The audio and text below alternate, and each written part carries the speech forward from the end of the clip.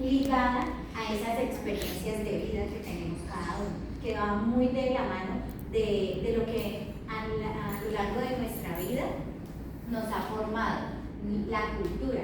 Por eso precisamente nosotros, la red de bibliotecas, no está dentro, como se pregunta todo el mundo, dentro de o adscrita a la Secretaría de Educación, sino a la Secretaría de Cultura, porque eso es lo que es la lectura, es como nosotros percibimos la lectura incluso desde antes de nacer. ¿Listo? Entonces, bueno, estos talleres van a estar divididos van a ser en realidad 6 talleres, de los que, como les digo, les va a hablar un poquito más, les va a contar un poquito así a grosso modo Natalia, porque ella es la que lleva más tiempo pues como en este proceso. Ella ya les va a explicar un poquito más. Bueno, buenos días a todas y todos, qué gusto estar acá, conocerles, ya por ahí hay unos rostros familiares, de verdad, no saben lo emocionadas que estamos nosotras. Hoy empieza esta estrategia, pero es algo que venimos diseñando y trabajando, pensando desde la razón y desde el corazón desde hace bastante tiempo. De verdad nos da mucha dicha que podamos estar acá y, como decía Evelyn, pues poder trabajar en diferentes temáticas, brindar diferentes herramientas. Es el taller de constelaciones lectoras. Para el trabajo que ustedes llevan a cabo en sus comunidades, con sus colegios, con sus estudiantes. Entonces, yo no sé, Eve, si tú les hablas un poco del equipo de procesos Leo. Sí. Solamente es para que tú les cuentes, porque les explicaba a ellas que yo recién me incorporé al equipo, y entonces para que les cuente desde los títulos de los tres. Bueno, en unión del equipo de procesos Leo, que somos Evelyn y yo, y el equipo de primera infancia, que son mis compañeras Gisela y Sandra, pues nos organizamos para poder ofrecerles esta ruta, que lo hemos llamado así, que es una ruta de exploración de herramientas prácticas, de herramientas teóricas y conceptuales para poder construir estrategias y proyectos que les permitan a ustedes llevar a cabo mediación lectora. Lo hemos dividido en 6 talleres que vamos a hacer, son 6 encuentros distintos, pero todos van a ser acá en la Biblioteca del Centenario. Y cuando construíamos esta ruta pensábamos en cuáles eran esos temas como indispensables que teníamos que abordar. Pero hay algo que como que en esa construcción pues nos dábamos cuenta y decíamos es lo esencial, e incluso es como la esencia también de los procesos que lleva a cabo la red de bibliotecas públicas de Cali, y es hacer mediación de lectura más allá de quizás cumplir con unos estándares académicos, de cumplir con un programa o un currículo escolar, sino poder llegar a hacer mediación desde lo que a nosotros nos atraviesa como seres humanos, lo que nos interesa, lo que nos mueve el corazón, lo que de alguna manera nos formó y hace parte de nuestra historia personal. Entonces, es entender la mediación lectora desde allí, desde nuestra experiencia personal. Por supuesto, uno puede adquirir conocimientos, hacer lecturas, como enriquecer esa experiencia, pero nada quita lo que nosotros hemos vivido como de primera mano, con todos nuestros sentidos. Entonces, en este primer encuentro, que es el taller 1, titulado Constelaciones Lectoras, vamos a hacer justamente como un viaje hacia atrás, un viaje hacia la memoria. Aquí ya hay una compañera que hizo este viaje, pero ese viaje es inagotable y creo que cada vez que podamos hacer esta experiencia van a salir cosas nuevas, ¿no? Eso es como bucear en la memoria, y siempre hay hallazgos nuevos. Entonces hoy vamos a partir de nuestra historia personal para encontrar un poco cuál es nuestra constelación lectora. Ese concepto también lo vamos a ir construyendo, porque ya entendemos por constelación lectora, pues vamos a tener una serie de actividades para ello. En el segundo encuentro, Reconociendo Caminos Lectores, lo que vamos a hacer es llevar esa experiencia que ya hemos reconocido a través de ese bucear por la memoria, por encontrarnos con textos que incluso pueden resonar con esas experiencias. Vamos a preguntarnos ahora sí qué es la mediación, qué entendemos por mediación, cuando mediamos, qué mediamos y por supuesto cómo mediamos. En un tercer taller, Un pájaro me contó, que estamos hechos de historias, vamos a hablar sobre las distintas formas que hay de mediar, es decir, entendiendo que no solo mediamos libros, ya igual eso lo vamos a ver en detalle. Claro, cuando hablamos de mediación lectora, quizás lo primero que pensamos son en libros, pero hay muchas otras formas, otras estructuras y otros materiales que son sensibles de ser mediados y que en sus prácticas docentes ustedes están todo el tiempo mediando con un montón de recursos que no son solamente libros o solamente palabras.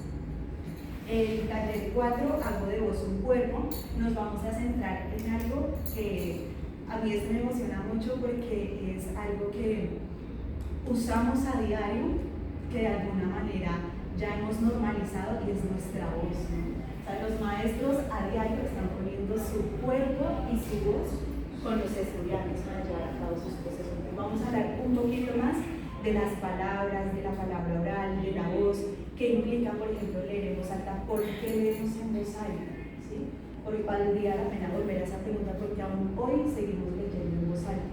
En otras épocas era porque los niveles de analfabetismo eran altísimos y la mayoría de la población no sabía leer, pero hoy, que ya podemos decir que la gran mayoría de la población, no toda, puede acceder al código escrito, porque aún así seguimos leyendo en voz alta o qué implicaciones puede tener. El taller 5, escribir para leernos. Por supuesto vamos a complementar esa formación que ya hemos como recibido en esas experiencias de lectura en voz alta, de reconocer otros textos para la mediación desde la escritura, porque sé que también en sus tareas, en sus quehaceres como profesores y profesoras, tienen que enfrentarse a la escritura. Y todos, siento yo, tenemos también como, ya lo vamos a hacer de manera automática, pero hay un temor a veces a la escritura de no saber cómo decir, cómo sintetizar ideas, cómo comunicarnos efectivamente, ¿no? Eso nos puede costar, entonces nos vamos a lanzar también un poco a la escritura y pensar que la escritura también se media, porque no solo mediamos la lectura de una historia, sino también desde la escritura podemos hacer mediación.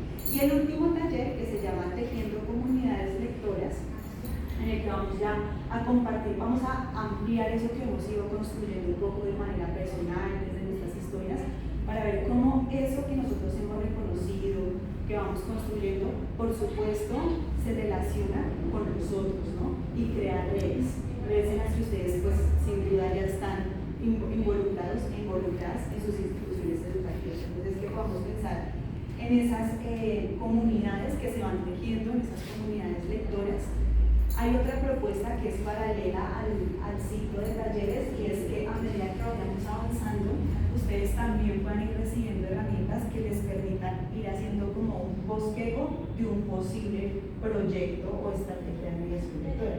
Y que en ese último encuentro, en el 6º, podamos compartir los que quieran esa estrategia que han ido pensando, que están soñando, que planean hacer, que de pronto han enriquecido con lo que recibieron acá, pero seguramente es una estrategia que nació hace mucho tiempo atrás y aquí recibieron, no sé, hasta ni siquiera las herramientas, sino como sobre el aliento de querer arriesgarse y hacer eso que están soñando hacer. Entonces, en esa última vamos a compartir esos proyectos que ustedes están soñando o que ya están llevando a cabo, y vamos a hacer como la clausura del encuentro. Vamos a encontrarnos con el otro grupo, porque paralelo a este hay un grupo que se está reuniendo en emprendimiento, que aprovecho y les digo, seguramente a ustedes ya les dijeron que habían 2 lugares para los ciclos, centenario y emprendimiento, y es que si alguno quiere aún hacer el cambio, puede hacerlo. Lo digo porque no sé qué tan fácil sea el acceso para todos acá en Centenario, y porque el grupito de emprendimiento está más chiquito. O sea, ya tenemos 5 docentes y acá tenemos 25. Igual si llegamos los 25 acá, lo hacemos acá los 25, no hay lío. Pero si hay alguien que pueda hacerlo, pues todavía está como la opción abierta de que pueda pasarse al grupo de emprendimiento. Y por ello nos vamos a reunir. Es como si acá nos reunimos los jueves, con ellos nos reunimos los miércoles. Es como un día más. Entonces ya eso era como lo que les queríamos compartir, para que ya tengamos un panorama amplio de lo que va a ser, por qué estamos acá, cómo nos hemos pensado este espacio y cuáles son esos caminos que vamos a ir recorriendo. Entonces, muchas gracias por atender a este llamado y por estar acá. Gracias a ustedes.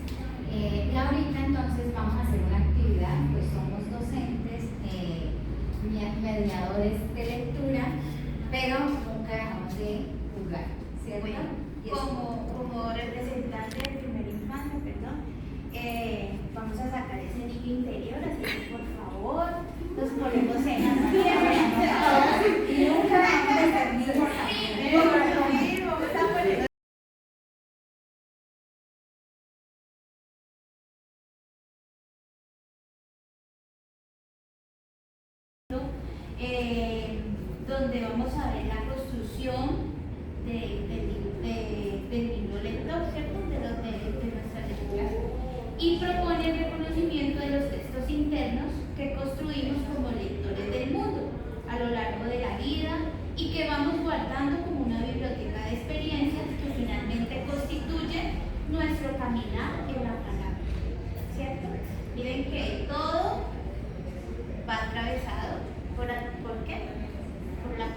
palabra. ¿cierto?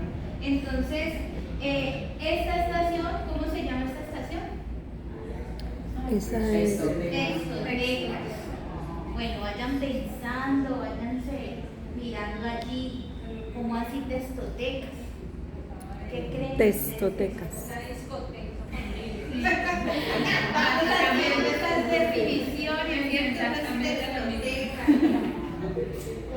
Es como la parte cultural de la palabra, el arraigo o el contexto cultural de la palabra. Bueno, cada uno ahí vaya maquinando qué será que estas muchachas nos van a decir a través de esta estación de las textotecas. Textoteca, textos divertidos, o textoteca también, yo me imagino como un anaquel lleno de muchos textos de diferentes naturalezas. Bueno, entonces hoy vamos a leer un fragmento de este bello libro, es de la construcción del camino lector de Laura de Vegas. Entonces, voy a leerles unos fragmentos y dice: el camino lector no es un camino de acumulaciones ni es un camino recto. Consta de entremados de textos que vamos guardando. Unos van llamando a otros y ese diálogo de la persona con el texto se teje una trama propia. Un piso para el viaje que no es difícil de hacer crecer una vez que se descubre y se valoriza. Muchos de nosotros nos percibimos como no lectores. Acuérdense lo que ustedes están hablando así cuando empezamos, lo que leímos, lo que dijimos. Y la ansiedad por llegar a ser esos lectores, por cumplir con imperativos no siempre claros, nos llevan a contabilizar solo lo que leímos o no leímos, según cánones escolares o académicos generados en base a normas discutibles. ¿Cierto? Lo que decíamos ahora. Permanentemente hacemos diversas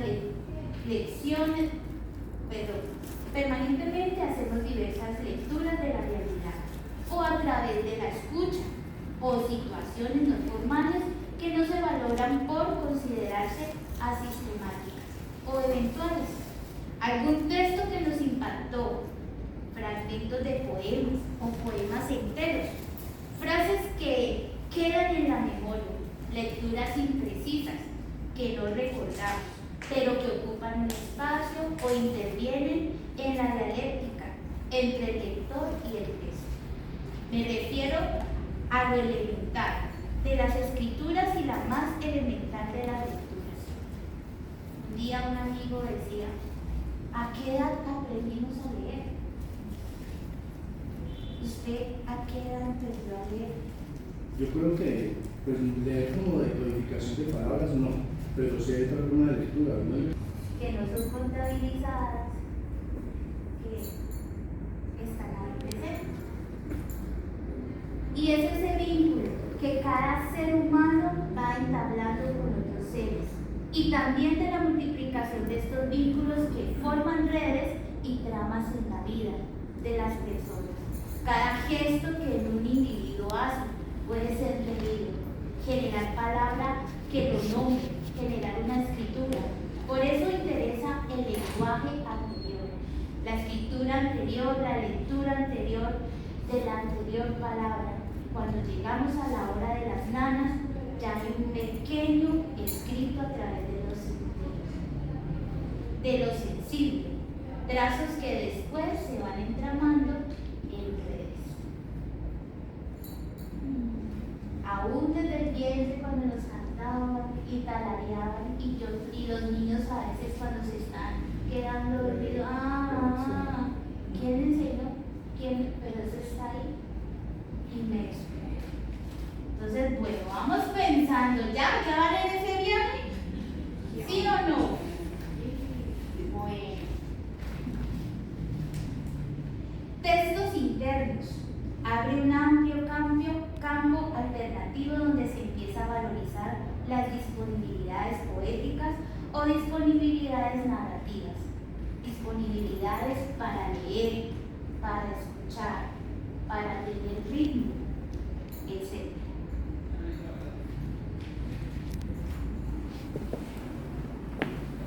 Tenemos conciencia de los textos que llevamos. Así no es. Cada uno de nosotros fue construyendo una testoteca interna, armada con palabras, Mira, si está, canciones, si está historias, enfocando. dichos. Siéntate, ¿Qué más? A ella la ¿Qué más están conformadas? A ver, pero ayúdenme. tú la tapas. ¿Qué más? Córrete una sillita. Poemas, piezas Ay. del imaginario individual, familiar y colectivo, textotecas internas que se movilizan y afloran cuando se relacionan entre sí. Estos son las textotecas. Ahora quiero que vengan acá a esta textoteca y puedan explorar estos bellos títulos, a ver qué detonan en cada uno de ustedes. Gracias.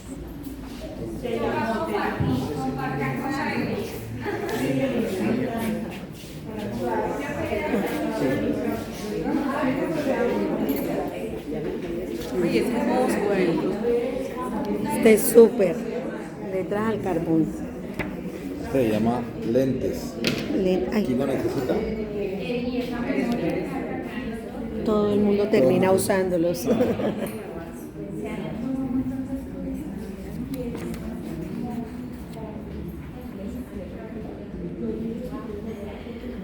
Parece mentiras, pero a los chicos hay que leerles ese libro para que entiendan Sí. por qué hay niños que usan lentes, porque hay unos que tienden a burlarse de los niños Exactamente, eso es y otros que por complejo no llevan los lentes al salón de clases porque les da pena pues que los otros niños les digan algo.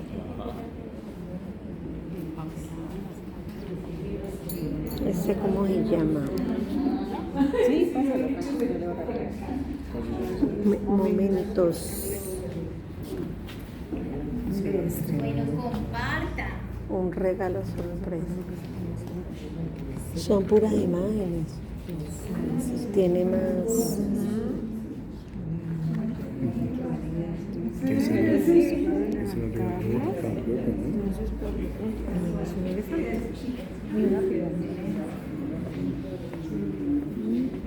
Perdí mi amor. Del silencio Ah, ya. y el legado de Y el los lago de los y el lago de los reflejos reflejos bajo el monte gris gris. y ella no inmenso. En la cama de Isabela. Los peces voladores brillando como los peces de plata de la cama de Isabela. Luego no, ya no sé.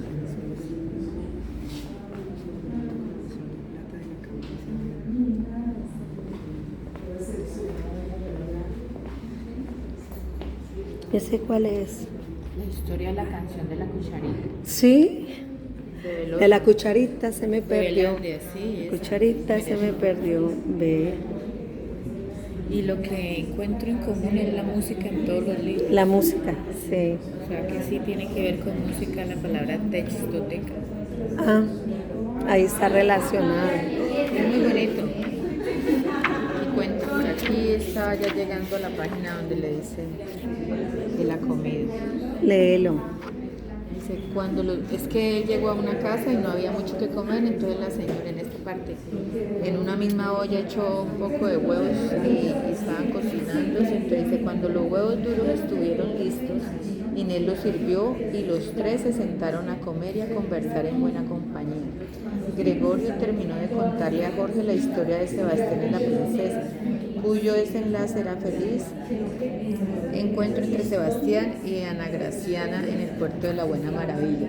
En medio del vaivén de la charla, los ojos de Jorge se posaron en una cucharita que Inés había traído para rociar pizcas de sal sobre los huevos, bien pulida.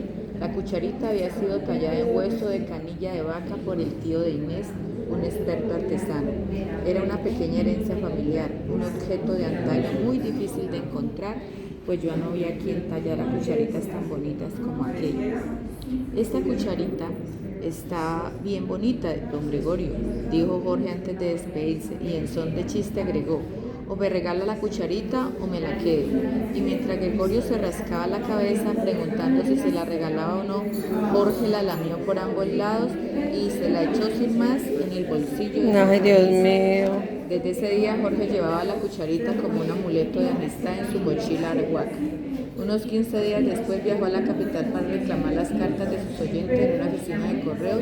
Apenas la recibió se distrajo tanto leyéndolas que no advirtió la mano de un ladrón en su mochila.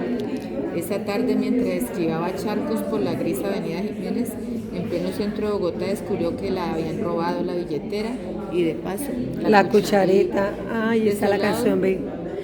En la vereda de Belandia, del municipio de Saboya, una cuchara de hueso me regalaron por amistad.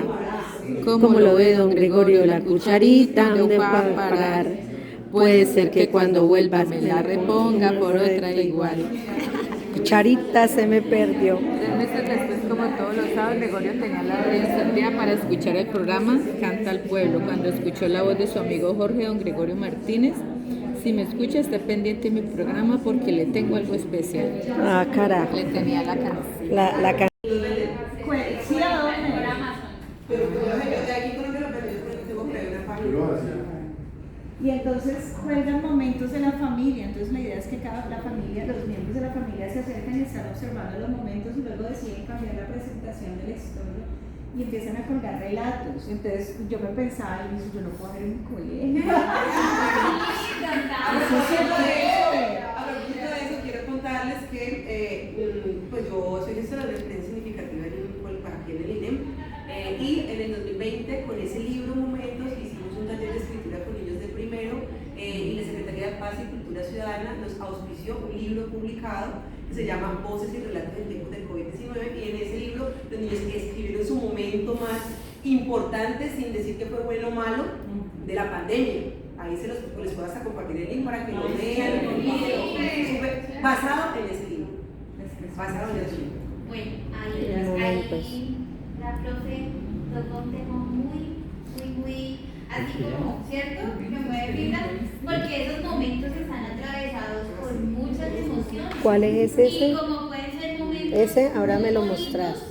Pueden ser momentos Me picó la curiosidad. dolorosos. Cuando hablábamos de la planeación, yo les contaba a mis compañeras que quiero compartir con ustedes ese episodio de mi vida. Cuando yo estaba en mi edad preescolar y comencé el proceso de lectura, que entre comillas a leer y escribir, resulta que yo tuve problemas de aprendizaje. Y mi mamá, ahora ya adulta, ya cuando uno en la universidad comenzó a estudiar y todo eso, me doy cuenta, descubro que mi mamá tenía dislexia. Mi mamá lee, pero mi mamá no escribe. Y entonces ella, en su afán de que su hija no pasara lo que ella pasó, entonces comenzó a forzarme y pues no de una forma adecuada. Y entonces como yo no me bloqueaba, me pegaba. Pero dice, ay, Dios mío.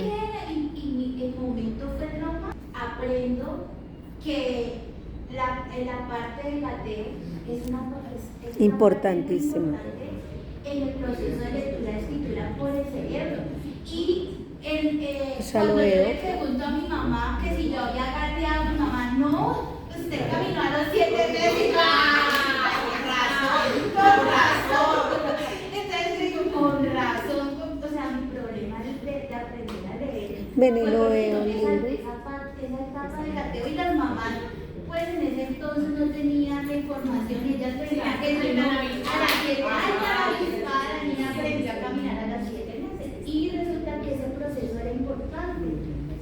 Y entonces ese momento no fue tan bonito, fue un momento. ¿Y cuántos momentos así no han tenido nuestros estudiantes? No han tenido esas lecturas, esos momentos, ¿cómo han sido? Entonces, bueno, por aquí, el último, porque nos va cogiendo. Aquí, Guillermo José Manuel José. Ay, la nombre extraño, ¿sí? 1, 2, 3, súper compuesto. Bueno, que se trataba de un niño que vivía al lado de un asilo de ancianos. O sea que prácticamente su niñez fue con los ancianos. ¿Sí? Y bien impactante el libro, que es como si fuera rima. Mira que aquí, por ejemplo, dice: me gustaba la señora Marcano porque las tardes tocaba el piano. Y también del señor Tancredo, que contaba cuentos de viejo. Jugaba con el señor Arrebol, que era loco por el béisbol. Hacía mandado para la señora Herrera, que caminaba con un bastón de madera. O sea, como bien chistoso para un niño, ¿sí? Lo pienso yo. Y pues lo increíble es que ese niño no tuvo como otros niños a su alrededor, sino todos los ancianos. Todo lo que hacía era alrededor de los ancianos. Bueno, yo le voy a regalar un poquito más allá. Y es que su amiga, ¿cómo se llamaba la amiga? La amiguita es la señora. La señora Marcano.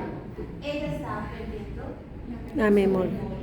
y él no quería que ella perdiera su felicidad, su sonrisa, y a través de unos artículos que él recolectó para que ella volviera a recordar, ¿cierto? Entonces, miren cómo hemos armado esta textoteca, con momentos, con cosas de nuestra vida y con objetos. Entonces, miren que ahí él recolectó objetos para que ella recordara esos momentos de su vida. Aquí la cama, el cuento, la cucharita. Entonces, esa textoteca está compuesta por algunos objetos que son detonantes en nuestra vida y que traen como a la memoria, o como decía ahorita la compañera, esos olores, ¿sí? Entonces, los invito que ahora, en este papelito, vamos a... ¿Ya los tienen?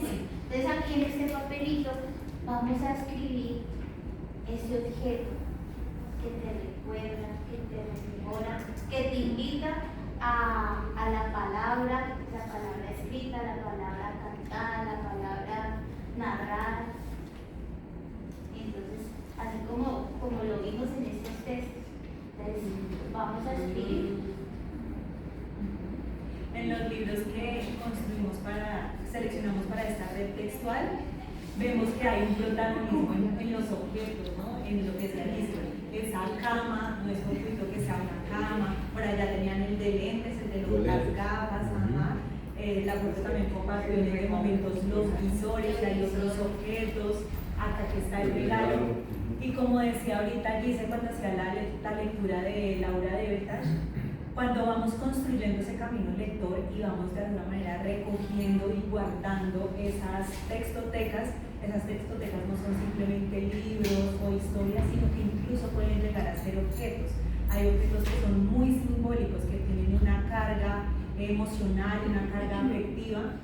Incluso hay objetos que pudimos haber como tenido alrededor en nuestras infancias de la palabra, lo que decía ahorita Liz. Si de pronto en esos encuentros que teníamos con la palabra fuera escrita, hablada, pues, cantada, también de pronto habían ahí objetos especiales.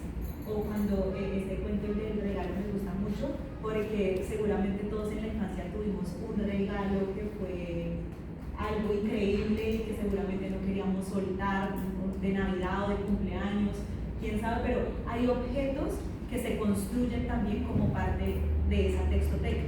No porque sea el mero objeto, porque podríamos decir que el objeto por sí solo no está dotado de todo ese significado que nosotros sí construimos alrededor de él. Entonces, la invitación es esa, que pensemos en algún objeto, pensémoslo como un objeto memoria que nos evoque esos momentos que fueron significativos, quizás esos momentos que compartimos alrededor de la palabra y que podamos escribirlo allí en ese papelito. No necesariamente tiene que ser de la escuela, vamos a darle un poco de sentido y contextualizar qué es esto de las compañías lectoras, por qué se llama así esta estación. Y quiero compartirles un fragmento de un libro que me gusta mucho, que se llama Fragatas para Tierras Lejanas, conferencia sobre literatura de Marina Colazán. Pensemos en un poco lo que hemos estado haciendo hoy, es también un ejercicio acumulativo. Ya llevamos una palabra que de alguna manera es una palabra símbolo que nos representa como lectores y lectoras del mundo. Ya llevamos una palabra que nos cuenta de un objeto que fue significativo, de un objeto memoria que es relevante en nuestra historia personal. Y ahora que nos referimos a compañías lectoras, pues vamos a hablar de las personas o personajes que de alguna manera acompañaron ese camino lector. Y quiero leer el fragmento de Marina Colasanti en este libro. Su segundo capítulo se llama Leyendo en la Casa de la Guerra. Y ahorita que yo escuchaba a Alice también, cuando ella compartió su experiencia personal con su mamita, como con este proceso de aprender a escribir y a leer, cuando hacemos estos encuentros que son muy de viajar, de volvernos al pasado, de excavar en la memoria, salen recuerdos de todo tipo, o sea, cosas muy bonitas, muy románticas, muy enternecedoras, pero también hay recuerdos duros, hay recuerdos dolorosos, hay recuerdos que incluso hoy pueden seguir como doliendo, que pueden como seguir causando ese impacto en nuestras vidas. Y no es por ser negativa ni mucho menos, pero en esta ocasión vamos a leer un fragmento que quizás no es el fragmento, al principio uno lo ve así como más romántico, más tierno de la infancia. Y creo que esta lectura a todas luces resuena con nuestro contexto colombiano, en el que en efecto han crecido muchas generaciones y muchas infancias en la guerra, y que la han vivido no solo de historias y de cuentos, sino que la han vivido de primera mano, ¿sí? Que han pasado cosas terribles, bueno, como que también, y que las infancias no son indiferentes a esos procesos violentos y de guerra. Justamente este capítulo, Leyendo en la Casa de la Guerra, cuenta al principio un evento que ocurrió en Colombia. Ella, Marina Colasanti, no es colombiana, de hecho nació en África, pero se crió en Italia. Y a mí me llamó mucho la atención la primera vez que leí este libro, que ella empezara este capítulo hablando de Colombia. Y cuenta la historia de una niña de 4 años que murió en el atentado que hubo esta bomba en el lugar en Bogotá en el año 2003, seguramente lo habrán recordado por la prensa. Y decía, qué duro. No sé si en este libro ella mencione más veces Colombia, pero que en el capítulo que hablemos de la guerra, la anécdota que ella tenga que contar sea de nuestro país. Y eso, la primera vez que lo leí, me pareció pues doloroso. Pero voy a saltar más adelante y les voy a compartir este fragmento, que es también a lo que lo hacía Michel Petit en Leer el Mundo, desde una anécdota personal, desde su historia. Fui una hija de la guerra. La guerra me hizo nacer en África, en la por entonces Abisinia, donde mi padre se había enrolado como voluntario en las guerras coloniales italianas, guerras que Italia llamaba persa, y se conmemora y se muere. Una casa donde el riesgo y lo anómalo son rutina, una casa donde los códigos de vida y de muerte no son los de tiempos de paz, pero son de otra manera códigos. Una casa donde el tiempo continúa, pautado por las noticias que llegan del frente de batalla. Viví en esa casa durante 5 años, cambié muchas veces de ciudad, otras tantas de profesores, y cada vez debí dejar atrás los pocos amigos que lograba conseguir. Solo en una ocasión cambié de escuela, porque solo durante medio año asistí a una escuela regular. El resto de mi educación debía hacerla a trancazos, con maestros a domicilio. Pero aún en pleno nomadismo, mis padres pudieron ofrecernos a mi hermano y a mí una normalidad estable. Esa normalidad fue la lectura. Cuando pienso en esos años, los veo atiborrados de libros. Son mis años biblioteca. Y mis lecturas más emocionantes, esas que vivo hasta hoy como mi epifanía de lectora, me fueron dadas justamente en los 2 últimos años de la guerra, los años más duros. Ya los aliados habían ocupado el sur de Italia y venían subiendo. Nosotros estábamos en el norte, en la ciudad lacustre, cerca de la cual Mussolini, en plena fuga, fue descubierto y ajusticiado por los partisanos. Y mientras tanto, yo leí. Mientras por la ventana de nuestra sala se veía el símbolo nazi sobre la fachada del domo, yo leí. Comíamos coliflor 7 días a la semana, un huevo costaba 1 lira, Se decía que el pan estaba hecho de aserrín, y yo reía. Abandonamos la ciudad, buscamos refugio en la montaña. Allí, cuando despertábamos, las columnas de humo allá en el horizonte nos decían que Milán estaba siendo bombardeada. Y yo seguía leyendo. ¿Pero qué leía? Antes de contar qué leía, debo decir que no leía sola. La lectura es una actividad solitaria, individual, que no exige compañía. Sin embargo, el hecho de tener a mi hermano como compañero de lectura en esos años formativos amplió enormemente el radio de acción de aquellas narraciones, sacándolas de los libros y llevándolas a lo cotidiano, multiplicándolas en infinitos prismas.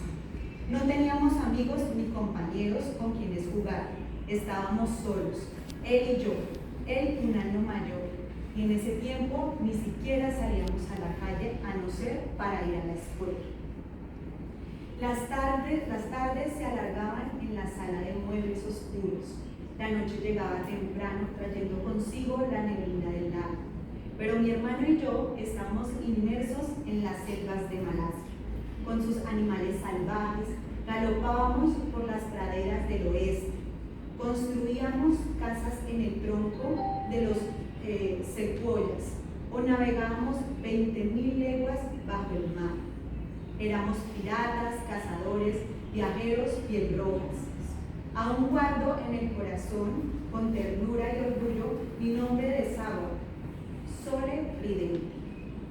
Para disfrutar más de ese territorio tan lleno de personajes, inventamos una pareja de hermanos, nuestros amigos imaginarios, que eran otros y éramos nosotros mismos. Una pareja cuyos nombres, Nino y Pía, funcionaban como una señal. Bastaba con decir, vamos a jugar a Nino y Pía en el bosque, o Nino y Pía en alguna otra situación parecida, para abrir las puertas de la imaginación y dar comienzo al diálogo. Compartir las lecturas nos servía también para fabular. Teníamos las mismas referencias. Así, cuando nos sentíamos cansados de ser personajes y queríamos ser únicamente narradores, uno de los dos empezaba a inventar una historia que el otro hacía progresar para devolverla después a quien la había iniciado.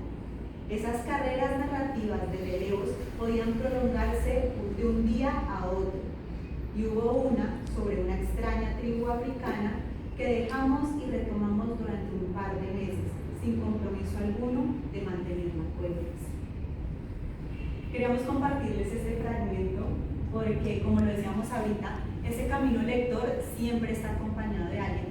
Marina Colasanti dice algo aquí, es la actividad lectora de alguna manera se hace de manera solitaria, o sea, el encuentro con un libro, cuando nos encerramos en el libro, como que entramos en ese universo, sí, ciertamente lo podemos hacer de manera solitaria, pero en este encuentro estamos hablando de leer el mundo, ¿cierto? De ensanchar también esa concepción de la lectura, de leer no solo el código escrito, sino de leer nuestro entorno, nuestras comunidades, leernos a nosotros mismos y por supuesto a quienes nos rodean.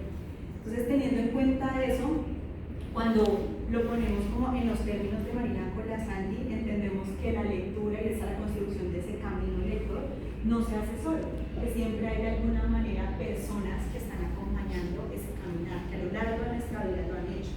Incluso no necesariamente personas como de carne y hueso, sino que pueden ser personajes, ¿sí? Muchas veces, cuando ella habla de que ella dramatizaba las lecturas con su hermano, o sea, no era solo el ejercicio de leer el libro, sino después recrear lo que habían leído en el libro, están bien esas historias y esos personajes. ¿Cuántos no tuvimos amigos infancia? Y porque fueran imaginarios, no eran menos real que las personas de carne y hueso, quizás fueron más reales en su momento para nosotros, ¿sí? Entonces, ahora queremos invitarlos a que exploren esta red textual que está acá, a ver si pueden hacer, coger el libro que llama su atención.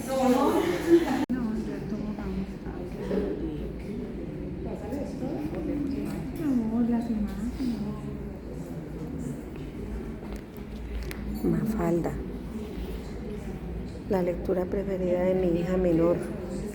Le compré la colección completa. Sí, ella era ¿Cuántos libros son? fans de Mafalda.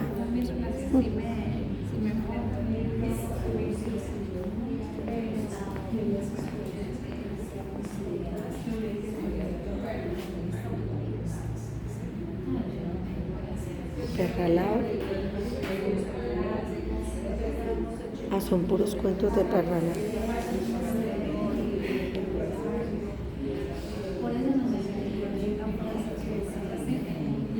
El Principito. Expedición El Principito de Irene Vasco.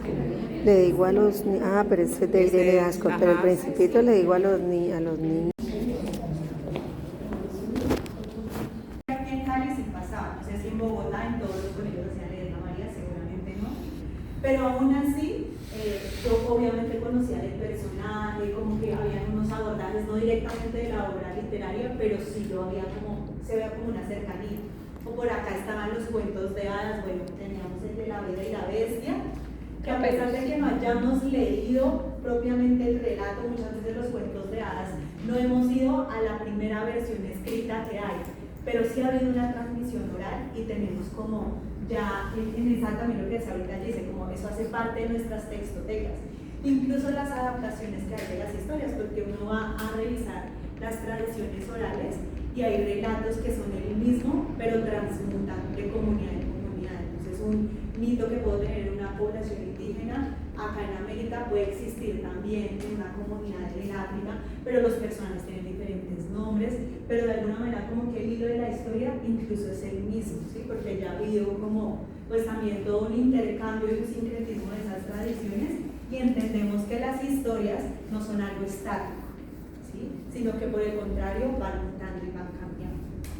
Queríamos compartirles esta red y que situáramos como esos personajes quizás emblemáticos de la literatura. Por allá estaba también Mafalda, que muchos la recordarán, como que queríamos, o las 1001 noches, que hay personajes que recordamos, ¿sí? Y que nos evocan algún recuerdo de la infancia, de la juventud. Lo que les decía, quizás no lo leímos nosotros, pero en nuestra casa alguien lo leyó. Bueno, de alguna manera tenemos conexión con estos personajes. Entonces, ahora queremos hacerles la invitación, como ya hemos ido escribiendo anteriormente las otras estaciones. Bueno.